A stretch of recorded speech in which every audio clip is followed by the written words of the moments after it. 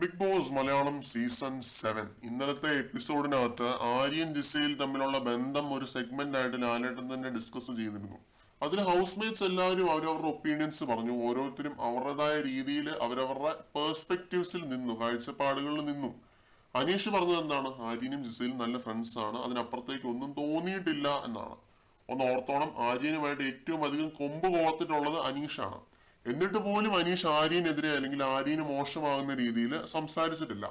ഇതാണ് അനീഷിന്റെ ഏറ്റവും വലിയ ക്വാളിറ്റി. സത്യസന്ധമായ രീതിയിൽ കാര്യങ്ങൾ പറയും, അല്ലാതെ മറ്റു ചിലരെ പോലെ ഉറ്റ സുഹൃത്തിന് നെഗറ്റീവ് ആകുന്ന രീതിയിൽ അവരുടെ ലൈഫ് വെച്ചൊരു ഗെയിം കളിക്കില്ല, നാറി ഗെയിം കളിക്കില്ല. ആരുടെ കാര്യമാണ് പറയുന്നതെന്ന് മനസ്സിലായി കാണും. അക്ബർ ഖാൻ, അക്ബറിന് സ്വന്തമായിട്ടൊരു നിലപാടില്ല എന്നുള്ളതാണ്.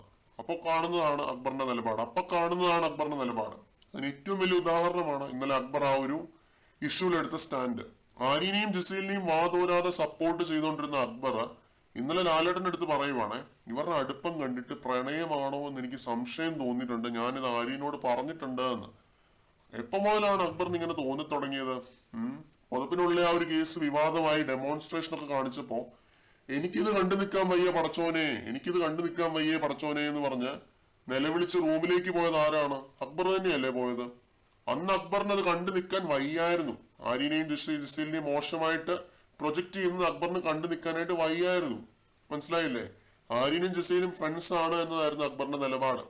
ഇപ്പൊ എന്ത് പറ്റി? ഒറ്റ സുഹൃത്തിനെ സപ്പോർട്ട് ചെയ്യാൻ തോന്നിയില്ല. ഇതിപ്പോ ആദ്യത്തെ തവണയൊന്നുമല്ല അക്ബർ പറഞ്ഞ കാര്യം തന്നെ ഇങ്ങനെ മാറ്റി പറയുന്നത്. ഒന്ന് രണ്ട് തവണ ഇതിനു മുമ്പും ഇതേപോലെ തന്നെ അക്ബർ കാണിച്ചിട്ടുണ്ട്, ജിസയിലിന്റെ ആ ഒരു കേസിലാണെങ്കിലും എല്ലാം. പക്ഷെ അക്ബർ പറയുന്ന കാര്യങ്ങൾ ഇത്രയേറെ ഒരു കോൺട്രാസ്റ്റ് വരുന്നത് ഇത് ആദ്യമായിട്ടാണ്.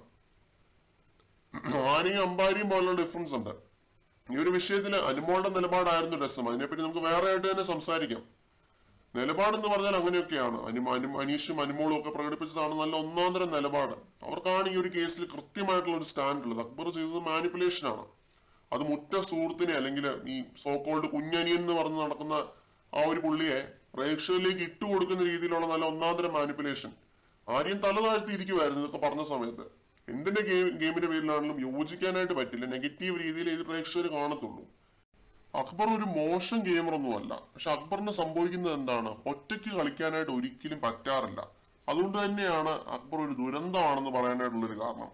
ഒറ്റയ്ക്ക് നിന്ന് കളിക്കാനായിട്ട് പറ്റാറില്ല. എന്നാൽ സപ്പോർട്ട് ചെയ്യുന്ന ആളെ സപ്പോർട്ട് ചെയ്ത് അത് സ്റ്റിക്ക് ഓൺ ചെയ്യാനും പറ്റാറില്ല. ഇപ്പൊ പുതിയ ആളുകളെ അക്ബറിന് ലഭിച്ചു. ഇപ്പൊ ഒനീല്, അതേപോലെ തന്നെ സാബുമാൻ, ഇവരെയൊക്കെ ലഭിച്ചത് കൊണ്ട്, അഭിലാഷം ഉണ്ടായിരുന്നു. അപ്പൊ ഇവരെയൊക്കെ ലഭിച്ചത് കൊണ്ട് ഇവരുടെ കൂട്ടുപിടിച്ച് ഈ രീതിയിലുള്ള ഒരു രാഷ്ട്രീയമാണ് അക്ബർ കളിക്കുന്നത്. അല്ലാതെ ഒരു പ്രോപ്പർ ഗെയിം അക്ബറിനില്ല.